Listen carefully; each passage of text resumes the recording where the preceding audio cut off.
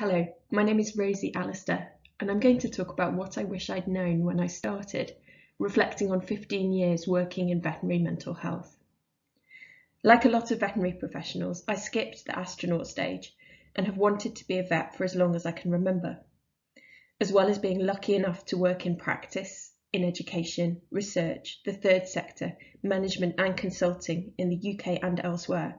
I've also been involved in vet life for many years and have led Vet Life Helpline for the last 10. Over those years, I have given a lot of talks for vet life, but this one is different. This talk is my own views looking back over 15 years working in veterinary mental health. For the next half hour, I'm speaking for me. I care very deeply about veterinary mental health, and it has been the privilege of my life to get to spend time meeting incredible people through my research, service provision, and to use my time in a space where there is care and support. I wanted to share with you some of the highs and lows of my 15 years. What follows are some reflections on veterinary mental health and what I would say to myself if I was starting again. Running is the joy of my life. It is my solace and my escape. When, after being caught up in a terrorist incident, running became painful and filled with sadness, I had a huge journey of adaptation to find that joy again. Here, running is a metaphor. Running for me is often about joy. In Mark Rowland's book about philosophy and running, he said, "Joy is the experience, the intrinsic value in life, the recognition of things that are valuable for their own sake, the things in life that are worthy of love."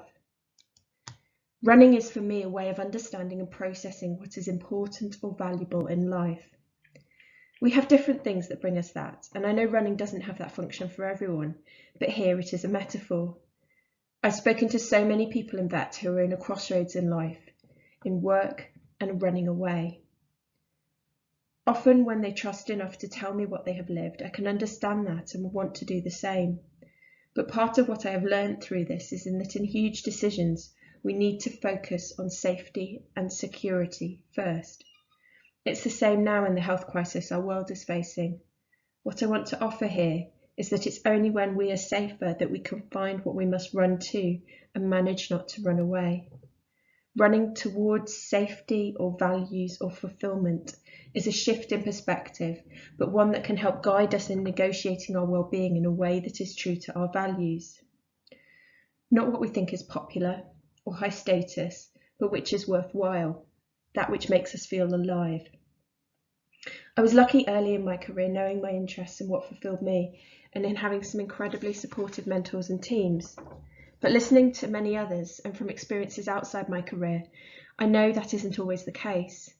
So extending the metaphor beyond myself, run towards something, not away.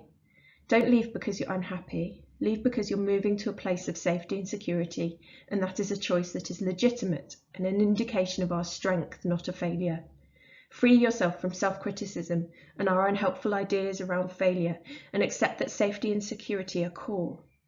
Free yourself from comparing yourself to others. Benchmarking destroys vet professionals. Pick up the bench and put it in the bin. Celebrate others' success unconditionally, with the freedom that we are on our own paths and others' success is a joy and not about comparison. Running towards, for me, is also relational. If we want to be leaders in well-being, we must steer towards others who are struggling. We must sit alongside them. We must not avoid what we do not understand or allow our fear to dictate what we will bear witness to. Over the last 15 years, we have talked much more about mental health as a society and as a profession. We are more aware than we have ever been. If we are so aware, why are so many of us still hurting? The problem here is what we want awareness to do for us. The great lie in mental health is that the answer is always awareness. That there is no problem in mental health that cannot be solved by an awareness campaign. Awareness is an important first step, but it is only a first step. And once we have taken it, the real work starts. Why are people so frightened to disclose mental health concerns? It's easy to frame this as individual, as irrational fear, but that's wrong. The answer cannot be more awareness. When will we be ready for a different answer to this question? One that we answer with actions and not awareness campaigns. When will we allow ourselves to stop telling people that they should not be afraid to disclose and instead listen to where that fear comes from? The paradox that our public awareness and too often private suffering leaves in stark relief is that while we talk about mental health, the answers we so often suggest are not sufficient. For some people, it is as easy as disclosure, asking for help, immediate help and recovery, while experiencing safety, support and care. And that is wonderful, and it must be a goal. But that is not the reality for everyone. And sometimes we are all guilty of favouring those narratives that are easy to hear, what we want the truth to be, what we hope it would be if it were us who needed help, when the reality that disclosure is not always safe, that fears are not irrational, that discrimination is real and awful, and we must all do better to bear witness and protect those people who are vulnerable to it. To slightly misquote Desmond Tutu, not only that, we must go beyond trying to pull people out of the river. We must also be upstream, helping to prevent people from falling in. We need to walk the walk as well as talk the talk. Walking the walk must be about standards of behaviour, not rhetoric. Actions mean more than words. How can we talk about mental health awareness and welcome a disclosure of a now resolved depression while bullying people labelled with a personality disorder, or ending the career of someone with schizophrenia, or starting conduct proceedings against somebody because they tried to end their life? We risk a reverse stigma. A paper in the British Journal of Psychiatry in 2016 highlighted that a focus on mild to moderate conditions diverts resources and attention away from the greatest suffering, and rather than helping, may actually increase inequality. We need to make sure that as a profession, our actions match our words. How many of us feel confident in challenging mental health stigma and discrimination, in acting to change structures and processes that put people at risk? What about when it's stigma against clients, when it inconveniences us to change processes or puts our own popularity at risk? We cannot only be for mental health when it is comfortable. That is not being for mental health at all. And to understand how to do any of this, we must listen. This learning comes from a place of pain. One of the hardest learnings for me through my career is that although we have an ideal, a goal, what we have been told by people to look up to, that some of what we think to be true in veterinary mental health is not true. Sometimes people describe things as unbelievable, and this is where listening requires courage and strength, because some of what is true in veterinary mental health is not unbelievable, but it is unthinkable. And bearing witness to that is so much harder than superficial and performative signals of compassion. I needed to learn to be wrong, often, to be humble, and to be alongside discomfort and sit with it and hear and know and believe the reality that others have lived. No veterinary professional should be discharged from intensive care, having suffered life-threatening illness and injury, to find their career under threat because of health proceedings. We want to believe that these things don't happen, but we must listen to them. It's sometimes a cliche in leadership that it's not about being popular, that it's lonely at the top, and sometimes it is. But leadership in mental health is about more than that. And here I've learned from what I didn't do and what surprised me. Leadership requires us to know our values, to find a path with integrity, authenticity and courage. Speaking truth and finding a right path can come at huge personal cost, financial, personal and career. Driving change to make our profession fairer and safer and pushing against structures that maintain inequality is vital if we are to change what limits us, but can and has come at personal cost. Today isn't the day to explore in detail that toll for me, but the challenge we all face is to find a way to change whilst making that cost lower. Trying to effect change in veterinary mental health is a path you should walk with your eyes open. If we want to change, it cannot remain at the current level of cost to some colleagues we care about. Some years ago, I experienced a life-changing illness.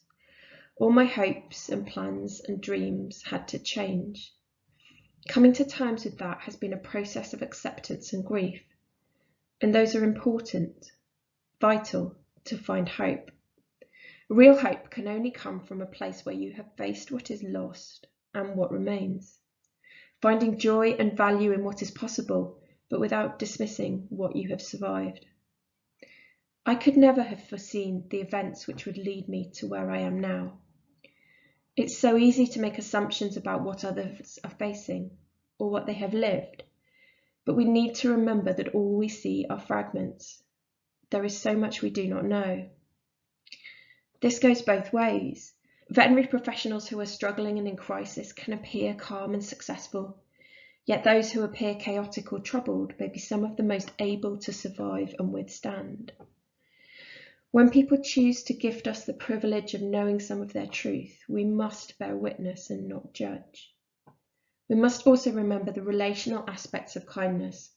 Our profession is so outwardly compassionate, but we need also to look inwards and to find more space for accepting kindness and care ourselves, including care towards ourselves.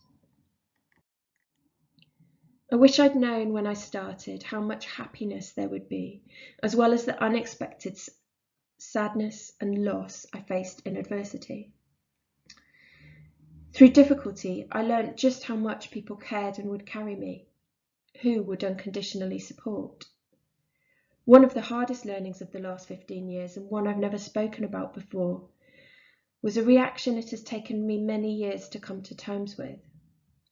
Facing a life-threatening situation, I had not expected to also face structures that led to discrimination in my working life. I hadn't expected a minority to see vulnerability as an imperfection.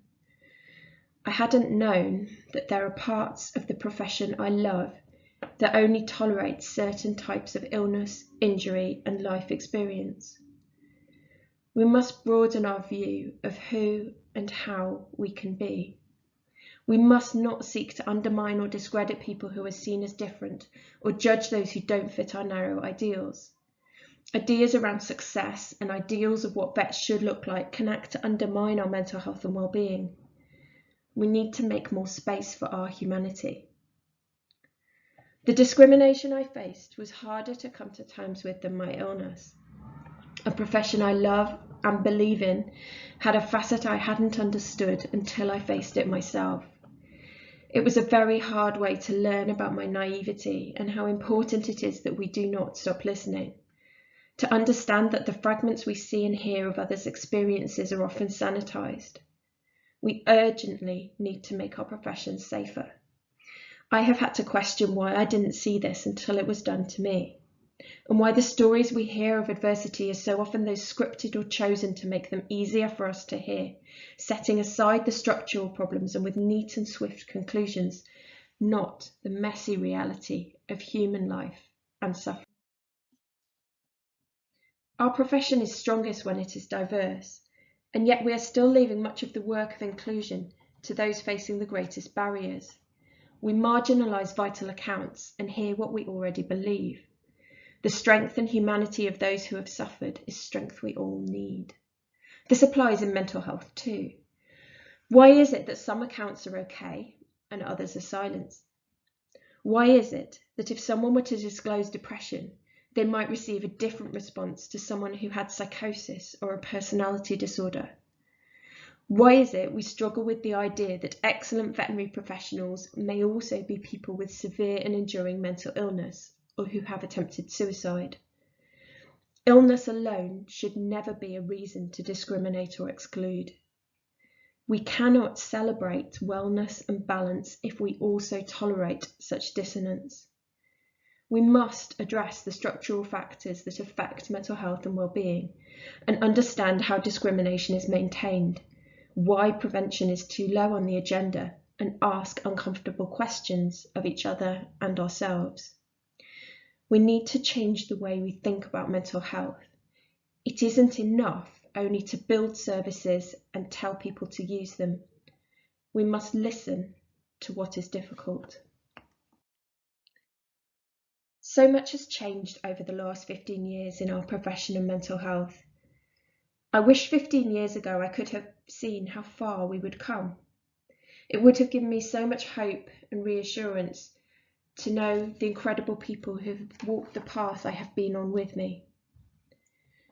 The journey of change poses us an incredible opportunity in our lifetimes to do more. The current global uncertainty, suffering and loss is hard to bear and re-emphasises the importance of prioritising safety, security and the effects of inequality when we consider population health. Veterinary mental health is not and has never been solely affected by individual factors.